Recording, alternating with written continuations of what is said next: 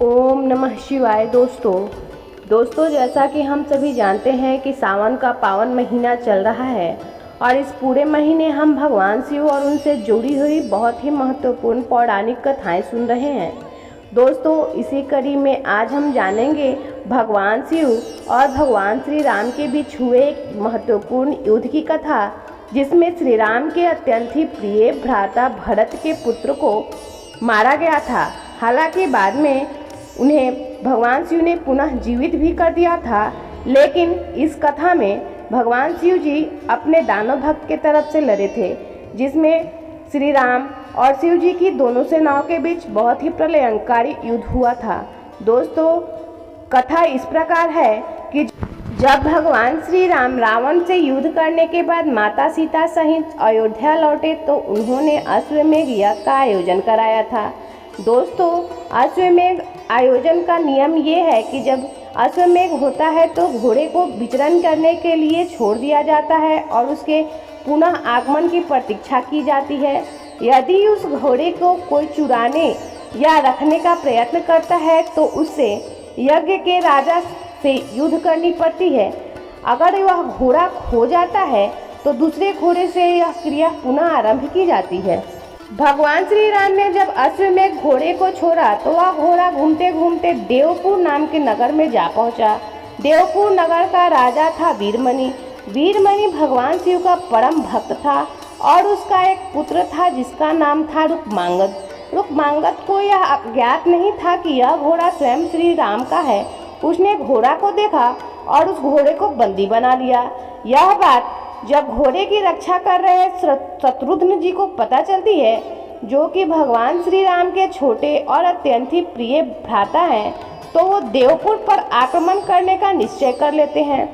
इस प्रकार शत्रुघ्न जी महाराज और राजा वीरमणि के सेना में भयंकर युद्ध छिड़ गया। हनुमान जी वीरमणि की सेना का संहार करने लगे। श्री राम प्रभु के भाई भरत के पुत्र जिनका कि नाम पुष्कल था, वो भी युद्ध के मैदान में उतरे और उन्होंने वीरमणि को घायल कर दिया। तो वीरमणि की सेना अपनी जान बचाकर भागने लगी। जब भगवान शिव ने अपने भक्त का यह हाल देखा तो वो उनके पक्ष से युद्ध करने लगे। भगवान शिव को युद्ध करते देख शत्रुघ्न भी वहां पहुंचे और दोनों में भयंकर युद्ध होने लगा। भगवान भोलेनाथ ने वीरभद्र को पुष्कल से युद्ध करने के लिए और नंदी महाराज को हनुमान जी से युद्ध करने के लिए भेजा। वीरभद्र और पुष्कल का युद्ध 5 दिनों तक चला और अंत में वीरभद्र ने पुष्कल का वध कर दिया। अपने पुत्र को मृत अवस्था में देखकर शत्रुघ्न जी महाराज अत्यंत ही दुखी हुए और शत्रुघ्न जी महाराज क्रोधित होकर भगवान शिव जी से युद्ध करने लगे। उन दोनों का ही युद्ध 11 दिनों तक चलता रहा।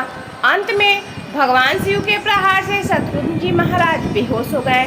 जब यह नज़ारा हनुमान जी ने देखा तो वह शत्रुघ्न जी के बचाव में आए और खुद भगवान शिव से युद्ध करने लगे।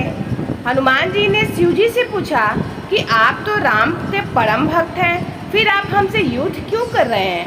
शिव जी ने कहा कि मैंने अपने भक्त वीरमणि को उसको और उसकी राज्य को रक्षा करने का वचन दिया है, इसलिए मैं प्रभु श्री राम की सेना और तुम्हारे साथ भी युद्ध करने के लिए बाध्य हूँ। इसके बाद हनुमान जी और शिव जी पुनः लड़ने लगे। हनुमान जी के पराक्रम से प्रसन्न होकर शिव जी ने उनसे कहा कि बस जो मांगना है मुझसे वरदान मांगो। तब बजरंगबली ने कहा कि हे प्रभु, युद्ध में आपने भरत के पुत्र पुष्कल के पुत्र मारे गए हैं और प्रभु शत्रुघ्न जी महाराज भी बेहोश है। मैं द्रोणागिरी पर्वत पर संजीवनी औषधि लेने जा रहा हूँ, तब तक आप इन दोनों के शरीर की रक्षा कीजिए। शिव जी ने उन्हें वचन दिया और ये वरदान भी दे दिया। ऐसा कहकर बजरंगबली तुरंत ही द्रोणगिरी पर्वत पर आए और संजीवनी औषधि लेकर पुनः युद्ध के भूमि में आ गए। इस औषधि से बजरंगबली ने पुष्कल जी को पुनः जीवित कर दिया और शत्रुघ्न जी महाराज भी स्वस्थ हो गए। फिर शिव जी और बजरंगबली में और शत्रुघ्न में युद्ध होने लगा।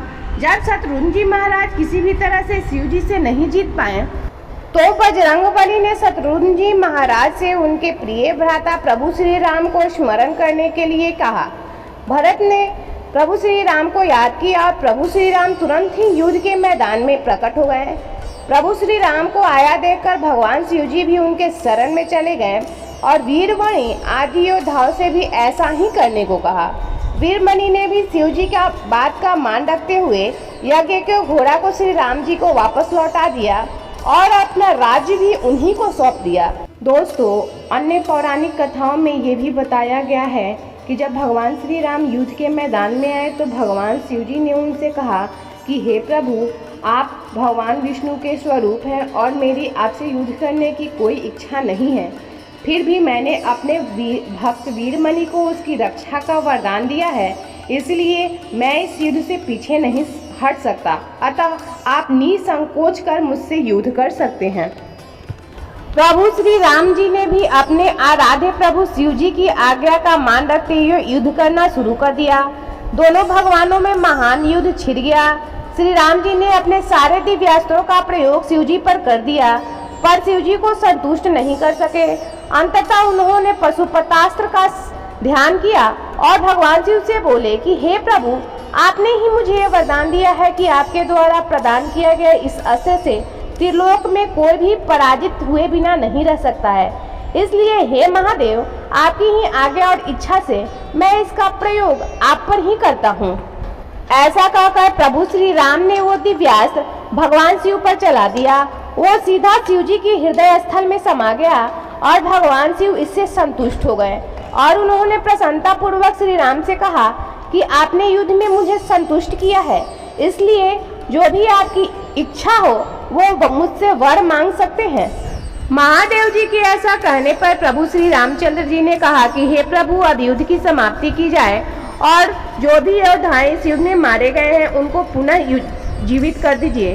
शिव जी ने भगवान श्री राम के प्रभु के वचनों का मान रखते हुए युद्ध में मारे गए भरतपुत्र, पुष्कल और अन्य योद्धाओं को जीवित कर दिया और अपने भक्त वीरमणि से भी उनके अश्व को उन्हें वापस लौटाने को कहा। वीरमणि ने भी भगवान शिव की आज्ञा का पालन करते हुए प्रभु श्री राम का अश्व उन्हें लौटा दिया और इस प्रकार इस युद्ध की समाप्ति हुई। दोस्तों, आज की प्रभु श्री राम, भगवान शिव जी, भरत और बजरंगबली के सहित अन्य योद्धाओं की ये युद्ध की ये पौराणिक कथा अगर आपको अच्छी लगी हो तो कृपया करके इस चैनल को एक छोटा सा प्यारा सा लाइक, शेयर, सब्सक्राइब जरूर करें। मिलते हैं अगले वीडियो में, तब तक के लिए धन्यवाद। आपका दिन मंगलमय।